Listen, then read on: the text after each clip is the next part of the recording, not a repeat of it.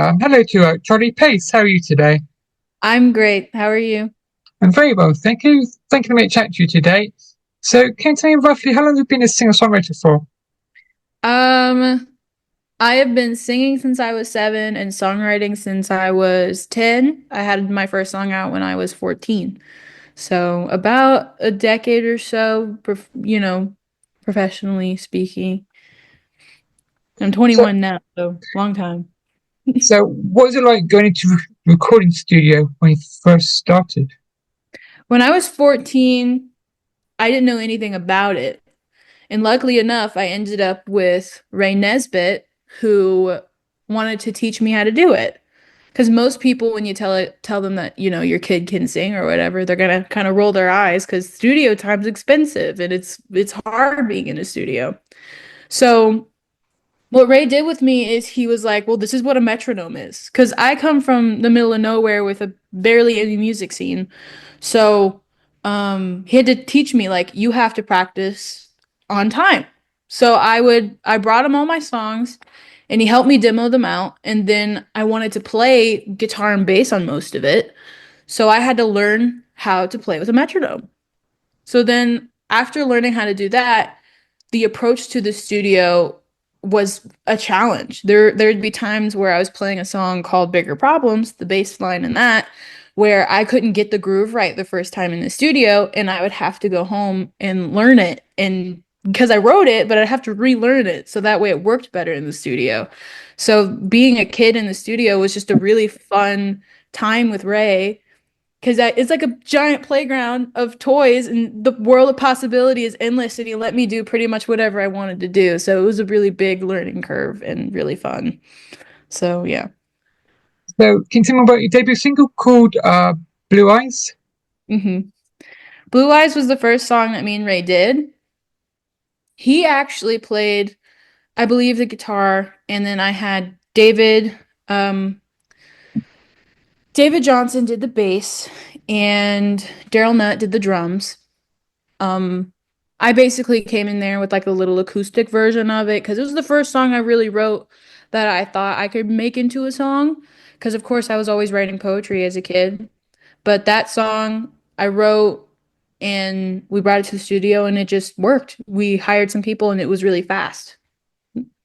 So it's a pretty good song. I like that one. So, what was it like recording your debut EP live? The EP was the whole learning curve I was talking about. I made that from the ages of 13, I think I was doing Blue Eyes and I released it when I was 14. And then the ages like 14, 15 through 19, I was recording that album. So oftentimes I'm in high school full time at this point, and I'm in marching band. I have all of these side gigs I have to do. So it was a lot of schedule balance and it was a lot of learning how to play because up until that point, I've only played for a couple years and I was mostly self-taught until I had Richard who taught me how to play guitar and all kinds of stuff had to happen in order for me to be able to produce that record.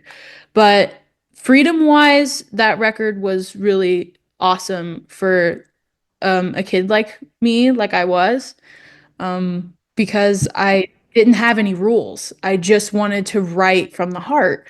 And that's exactly what I did. And so that mentality of genuality I'm going to carry with.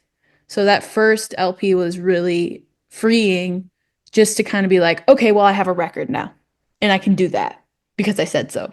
And it was really just, it was a good learning curve, I think. So, can you tell me more about singing that was called Buzzcut Season? Buzzcut season. That one was really fun. In my house, I don't have fancy stuff. I don't. So recording the demo of it, that's the first one I've really got a taste for producing. I really loved mixing this. I sat in my room making the demo for Ray with this like I was hitting a cup with a cowbell mallet and I was in my closet recording vocals for it under a princess blanket. It was a hot mess, but when I got it to Ray, he understood what I wanted. And so we built this really unique song. The song is about my friend Candace. She shaved her head in this very tiny town, keep in mind, shaved her head and she dyed it all kinds of colors.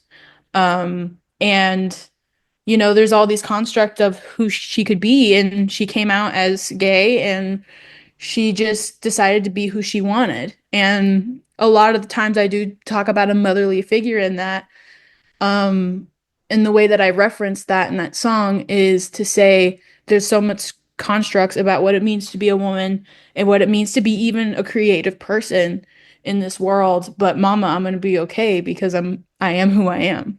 So that's a little bit of the process behind that.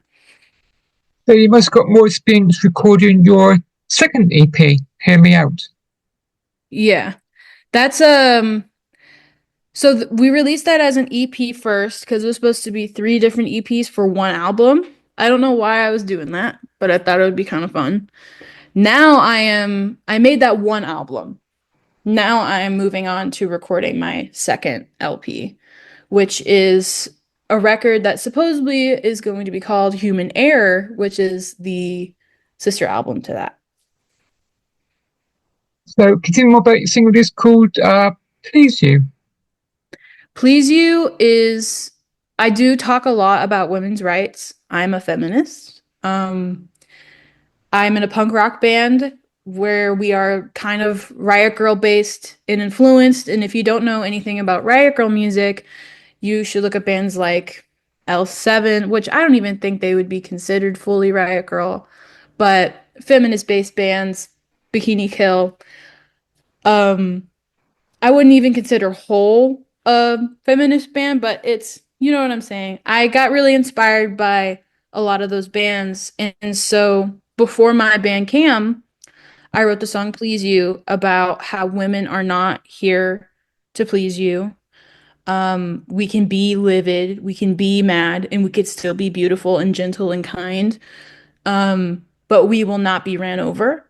So I very much felt that, especially coming from a small place, that sometimes standing up for yourself as a woman is hard. And so that song's kind of an anthem to say that we're not here for you. And yeah, we're here for ourselves. So can you tell me more about your band? My band. Yeah. I have two bands. I've got the Charlie Pace Band, which plays my solo originals, which is like Please You, Buzzcut Season, Desert Milk Psychosis, all of that LP. They will play that. And also we do covers. And then in my other band, Cam, it's spelled CAAM. We do the punk stuff. So it's all original music. We play in our underground scene.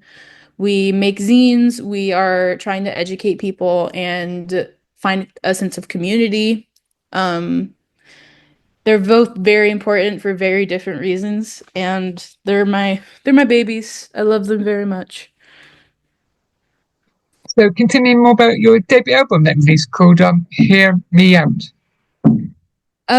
Hear Me Out is a really fun album, and I have so much gratitude for that process.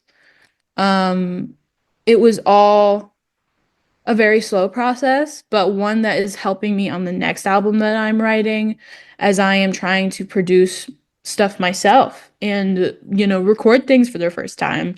It gifted me a lot of knowledge to take on to the next record, which is going to be have more of a theme. Whereas Hear Me Out was kind of like, I'm here. I don't know what I'm doing. Hear me out on this. This is what I've got to say about the world right now as a teenager. This is where I'm thinking. So just hear me out on this one. That's kind of that's why it got its name. So what's it like being an independent artist for you? It's it's interesting and it's a little hard. It's not what everybody thinks it is. It's not, you instantly have somebody giving you like a record deal or it's a lot of playing in empty rooms. But that's how you get your grit with it. That's how you learn with it. Everything about it is kind of unpredictable. There's a lot of twists and turns with it that you wouldn't expect. a lot of different kinds of shows you're going to have to play that you wouldn't necessarily wanted to have done that when you had the dream initially, but it makes you grow into the artist you're supposed to be. Um, so being an independent artist is you're always reading books about it. You're always watching videos about it. You're always listening to other people. You're always connecting with other people. It's very fun, but sometimes it's very stressful. And nobody talks about that it's stressful because I live off of this. I live off of being an independent artist. And a lot of the times, the things that people consider to be selling out are the things that make you live. You know, I have to play covers for a couple hours in order for me to pay for that album that everybody wants right now because I am small independent artist right now. And that's a big part of the grand scheme. Even some of your biggest, most famous people had to do exactly what I'm doing. So that's the truth and reality of it. So continue. What does Donna, your manager, do for you? Donna is my mom. She will book my shows. She helps me organize things because if I had to do it all by myself, I'm pretty sure I'd fall apart into pieces. So I very much love her. She's trying to help me the best that she can, you know, along this path because she signed up to be a mom and now she's a manager. So it's pretty interesting, honestly, our dynamic. So yeah. Finally, can you tell me, listeners, where can I find you on your social media? My social media, like the Yeah, names of it. yeah. It's Charlie Pace Official on Instagram. My website is charliepacemusic.com. All my shows will be posted on the website and on social media. I'm on Spotify. I'm on YouTube. I've got all that kind of stuff. It's all Charlie Pace, spelled CHARLIE PACE. Yeah, just look for the orange-haired one. You won't miss her. She's somewhere. You won't miss her at all. Let me chat to you today. Yeah, thanks for letting me chat with you. Enjoy the rest of your day. Yeah, you too. Goodbye. All right, bye. Bye.